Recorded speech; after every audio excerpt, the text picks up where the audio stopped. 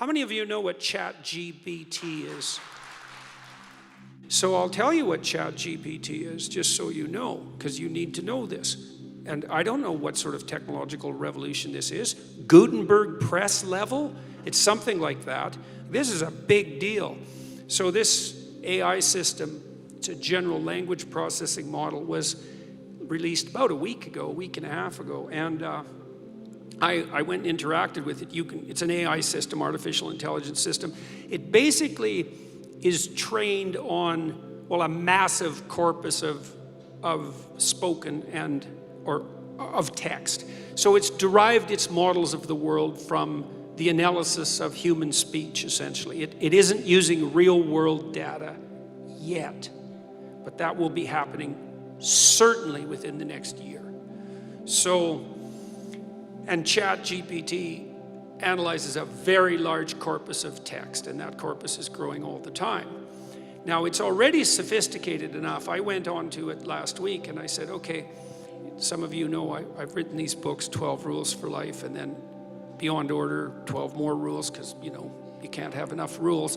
And I asked it, this is what I asked it to do. I said, write me an essay that's a 13th rule for Beyond Order, written in a style that combines the King James Bible with the Tao Te Ching. That's pretty difficult to pull off, you know. Any one of those things is hard.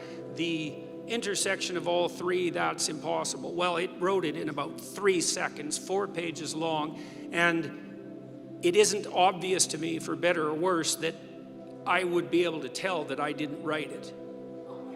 Right, and okay, and that's pretty impressive, but the fact that it could do that grammatically perfectly, right, and quite impressive philosophically. I also had it write an essay on the intersection between the Taoist version of ethical morality and the ethics that are outlined in the Sermon on the Mount, which it just nailed, got that dead right, brilliant.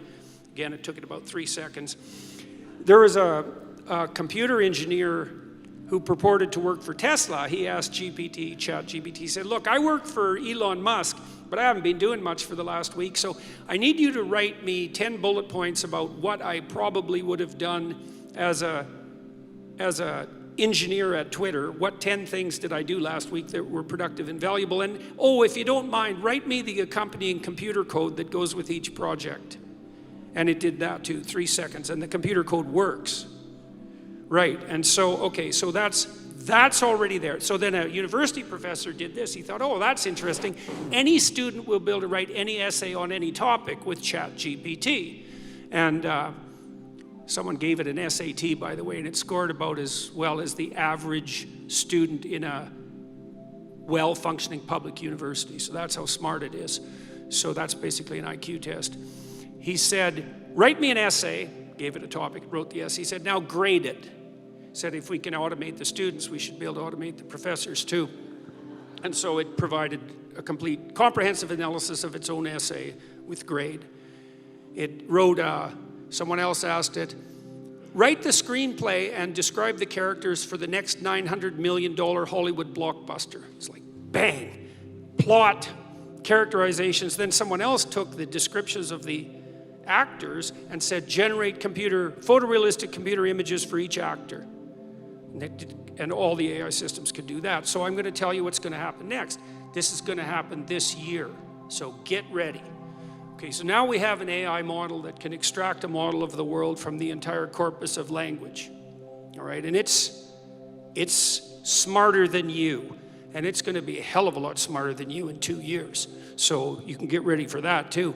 But it's not that smart yet because it's just a humanities professor at the moment. It doesn't test its linguistic knowledge against the real world. That's what a scientist does, right? You come up with a theory that's linguistically predicated and then you throw it against the world and see if it sticks. And then the world tells you whether or not your linguistic construction is valid. But the new AI systems will be able to extract out patterns from the world itself, from images and so forth, and then be able to test their linguistic constructions against the world, and so they'll practice just like scientists. And the most advanced models are going to use text and image and action as well, because they'll be able to model human action. And so, and all of that's going to come down the pipes within the next year.